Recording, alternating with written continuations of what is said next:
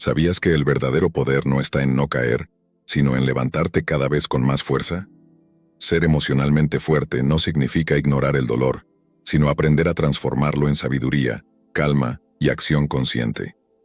En este video descubrirás 11 hábitos que forjan una mente inquebrantable, inspirados en la filosofía estoica y el desarrollo personal profundo. Quédate hasta el final, porque el último hábito puede convertirse en tu escudo más poderoso cuando todo lo demás falla.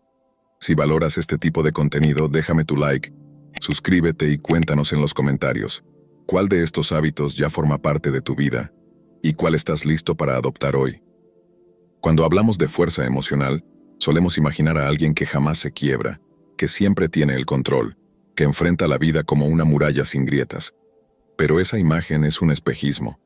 La verdadera fortaleza emocional no reside en la ausencia de emociones, sino en la capacidad de convivir con ellas, entenderlas y dirigirlas sin dejarse arrastrar por su caos.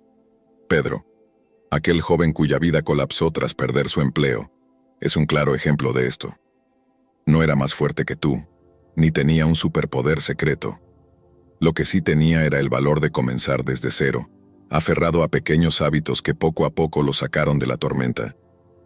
El primer hábito que aprendió fue cultivar la gratitud diaria. Parece trivial, pero cuando todo se derrumba, encontrar motivos para agradecer puede convertirse en un acto revolucionario. Pedro comenzó por escribir 3 cosas cada noche, incluso en los días más oscuros. A veces era el aroma del café por la mañana, otras, una mirada amable en medio de la indiferencia urbana. Estos gestos diminutos se convirtieron en anclas de lucidez que lo mantenían en pie. Al poco tiempo, su cerebro empezó a reconocer patrones positivos. Su estado de ánimo cambió, no porque la realidad fuera distinta, sino porque él había cambiado la forma en que la miraba. Otro hábito esencial fue aprender a cuestionar sus propios pensamientos. Pedro solía dejarse dominar por ideas destructivas, que no era suficiente, que no lograría levantarse, que su valor dependía de un salario. Pero luego, ante cada pensamiento negativo, comenzó a preguntarse, ¿es esto absolutamente cierto? ¿Tengo pruebas sólidas de que este miedo es real? Este ejercicio, tomado directamente de las prácticas estoicas, fue su escudo contra el autoengaño. Al desarmar los pensamientos como quien desmonta una bomba, Pedro descubrió que muchos de sus temores eran simplemente exageraciones fabricadas por una mente en crisis. El tercer hábito que lo transformó fue el autocuidado radical. Salir a caminar sin rumbo, escuchar música que lo reconectaba con su infancia, permitirse llorar sin vergüenza. En un mundo que valora la productividad por encima del bienestar, cuidarse a uno mismo puede sentirse como un lujo, pero no lo es. Es una necesidad urgente.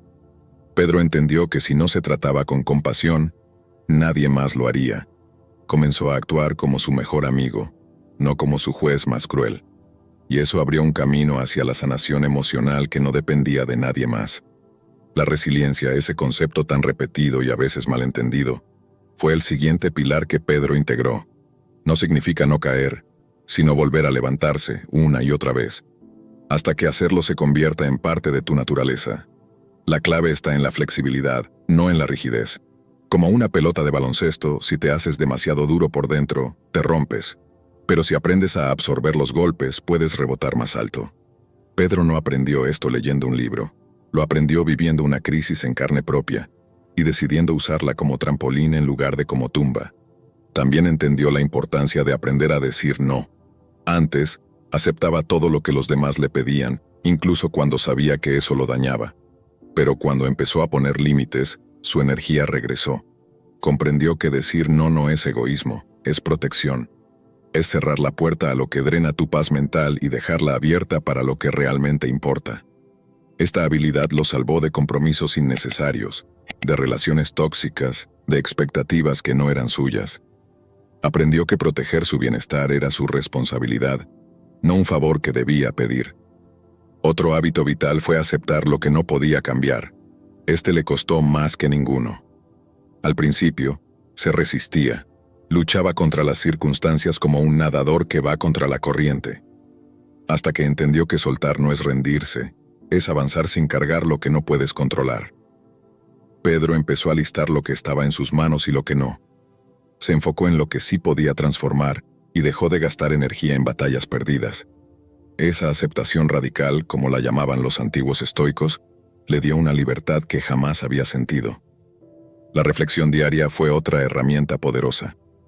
Al final de cada jornada, Pedro se sentaba unos minutos a pensar cómo había respondido ante las dificultades. ¿Reaccioné con ira? ¿Fui impulsivo? ¿Podría haberlo manejado de otra forma? Estas preguntas no eran para castigarse, sino para conocerse mejor. Esta práctica, tan simple como mirar hacia adentro con honestidad, fue afinando su inteligencia emocional hasta el punto en que sus reacciones comenzaron a ser más conscientes, más firmes, más alineadas con lo que verdaderamente deseaba ser. Pedro también conectó cuerpo y mente a través del ejercicio. Descubrió que al mover su cuerpo, su mente se calmaba.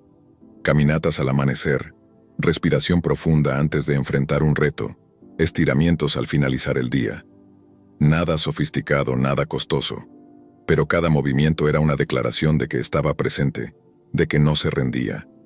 Esa sincronía entre cuerpo y mente se convirtió en una fortaleza más, una especie de escudo físico contra los vaivenes del mundo emocional. En ese proceso se topó con una verdad poderosa. La felicidad no es un destino, es una construcción diaria. No dependía de volver a tener dinero o éxito, dependía de reconocer sus emociones, agradecer lo que tenía, cuidar de sí mismo y rodearse de personas que lo impulsaran. La ciencia de la felicidad está en los hábitos, no en los golpes de suerte. Y Pedro, sin saberlo, estaba cultivando uno tras otro. Luego enfrentó uno de los desafíos más difíciles: perdonar. No solo a otros, sino a sí mismo. Dejó de culparse por los errores que cometió, por no haber visto venir la crisis, por haber confiado en personas que lo abandonaron cuando más lo necesitaba. Entendió que aferrarse al rencor solo lo encadenaba más. El perdón no fue un acto de nobleza, fue una liberación personal. Soltó esa cuerda que lo quemaba y avanzó con el corazón más liviano. Finalmente Pedro aprendió a vivir el presente. Dejó de mirar al pasado con resentimiento y al futuro con ansiedad. Comenzó a enfocarse en el ahora, en lo que podía hacer hoy, en lo que podía sentir sin juzgar, en lo que podía mejorar sin prisas. Cada día se convirtió en una nueva oportunidad, no para ser perfecto, sino para estar presente. Y en esa presencia encontró una paz que ni todo el ruido de la ciudad pudo arrebatarle. Hoy Pedro no es un superhombre. Es alguien común que decidió hacer cosas poco comunes. Alguien que entendió que la fortaleza emocional no viene de afuera, sino de adentro. Que se construye con hábitos, con acciones pequeñas, sostenidas con disciplina. Que cualquiera puede convertirse en una roca firme si decide enfrentar la vida con conciencia y propósito. Ser emocionalmente fuerte no significa no sentir, significa sentirlo todo, pero no dejar que te arrastre.